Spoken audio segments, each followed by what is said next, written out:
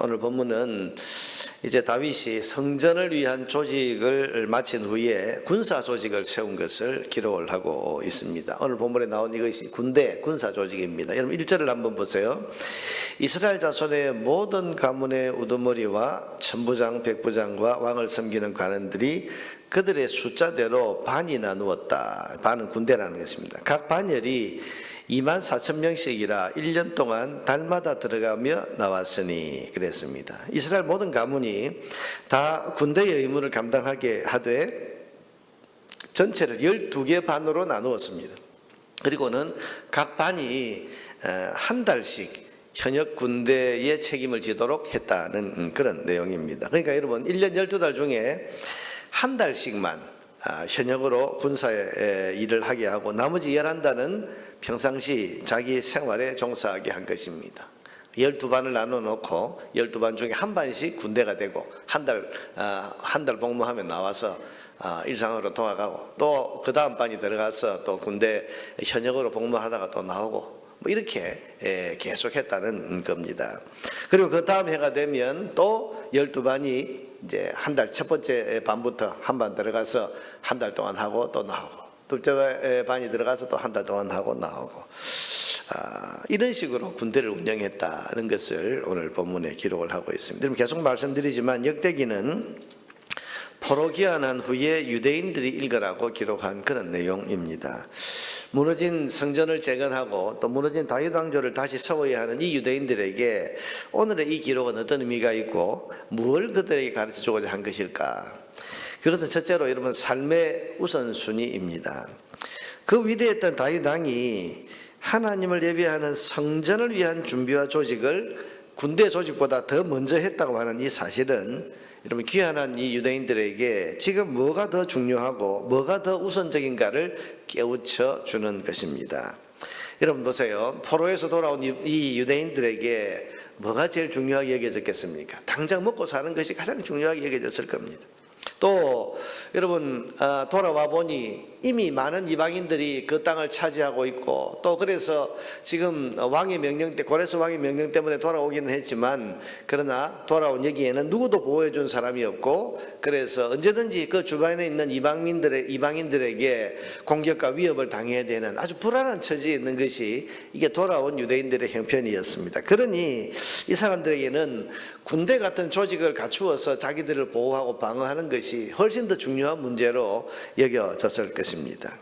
성전 건축은 한가하고 여유로울 때 또 먹고 사는 것이 갖추어지고 난 다음에 또 성전 건축 같은 그런 일은 안전이 보장되는 평화의 때에나 할 수 있는 일이다. 그렇게 생각을 하면서 여러분 돌아온 이 유대인들은 아마 먹고 사는 문제 그리고 군대 조직을 빨리 갖추어서 자기를 안전하게 하는 이걸 더 우선시하려고 생각을 했을 것입니다. 자, 그러니 여러분 성전 건축은 뒤로 밀리고 성전 건축이라고 하는 것은 평화롭고 또 한가할 때 여유로울 때 그때 하는 거지. 자, 여러분 그렇죠. 신앙은 항상 뒤로 밀립니다.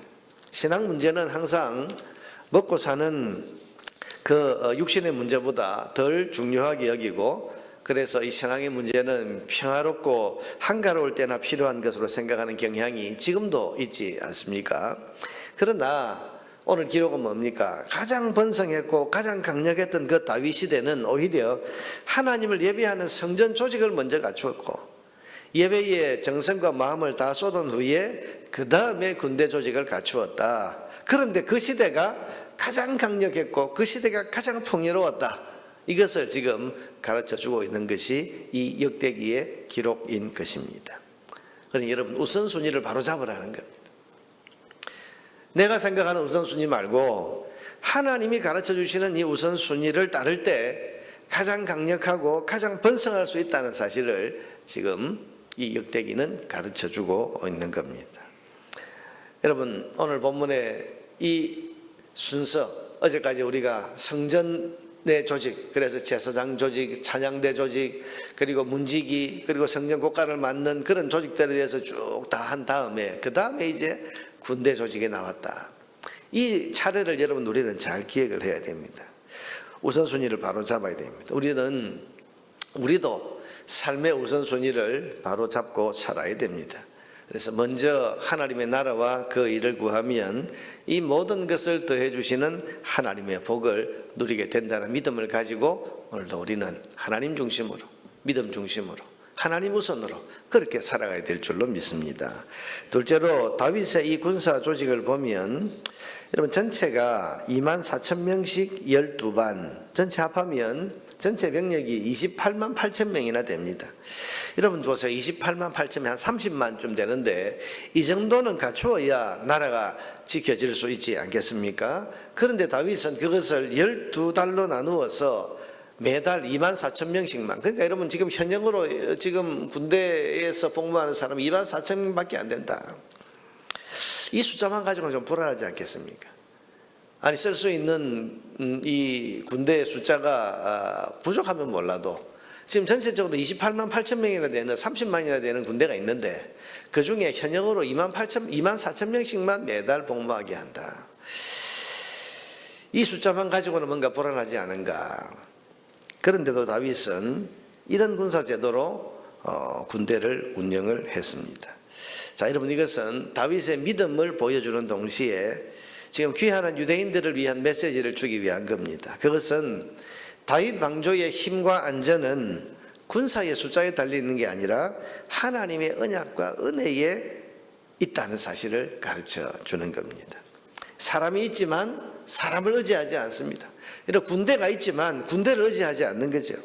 다윗이 여러분 사람 숫자를 의지했다면 지금 28만 8천 명의 이 숫자를 다 현역으로 복무시키고 아니 더 많은 군대 숫자를 끌어모으려고 했을 겁니다. 그러나 다윗이 다스리는 나라는 세상 나라와 다르게 하나님의 언약과 은혜가 있는 그런 나라입니다.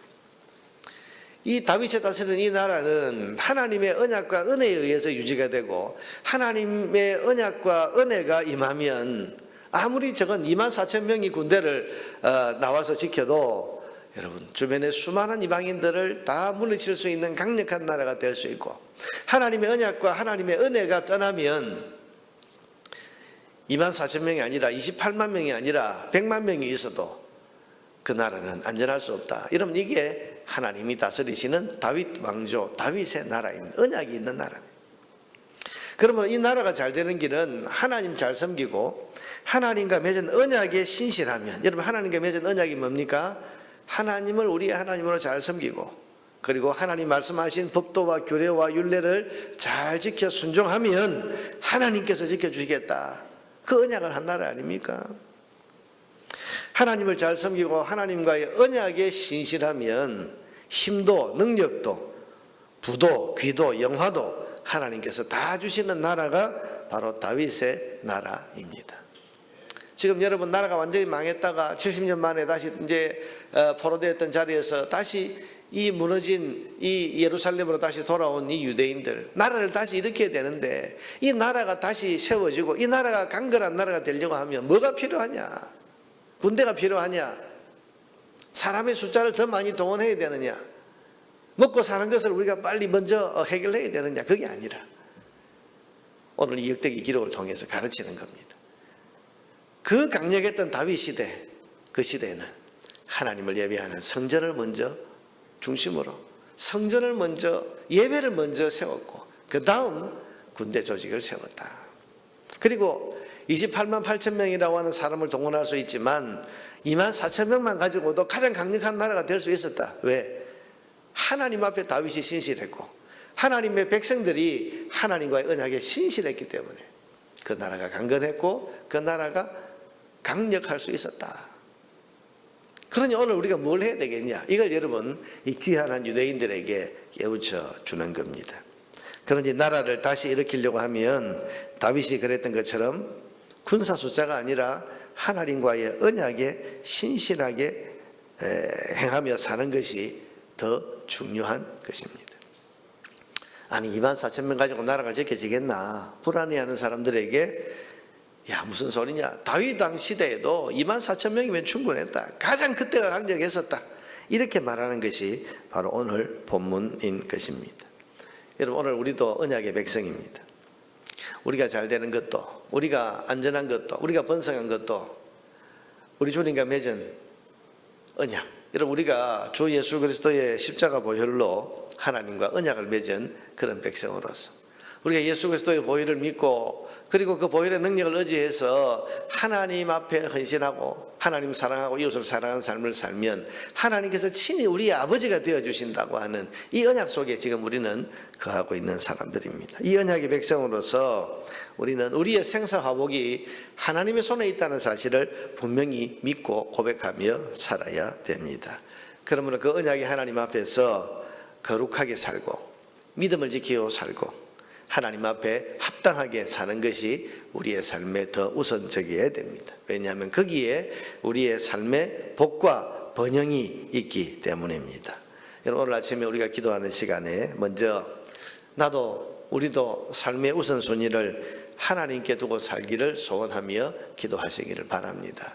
하나님, 내 삶의 우선순위가 하나님 중심으로 하나님을 예배하고 하나님을 섬기는 이 신앙 중심으로 살게 하시고 하나님께 늘 우선을 두어서 하나님과 하나님의 나라 그 일을 먼저 구하는 삶을 살게 하옵소서. 그렇게 기도하시고 또한 기도할 때에 내 삶의 생사화복이 살아계신 하나님께 있다. 돈에 있는 게 아니라 무슨 재산을 어디에 모으고 어떻게 투자하고 하는 여기에 있는 것이 아니라 우리 삶의 생사화복이 살아계신 하나님께 있다는 사실을 고백하면서 하나님 앞에서 오늘도 신실하게 그렇게 살아가기를 결단하면서 하나님 백성으로 살아가기를 기도하시기를 바랍니다. 그래서 하나님께서 우리의 삶의 주관자, 우리 아버지, 우리의 모든 생사화복을 주관하시는 하나님인 것을 오늘도 경험하면서 하나님 앞에서 합당한 백성으로 살아가는 우리 모두가 되기를 주의 이름으로 축원합니다.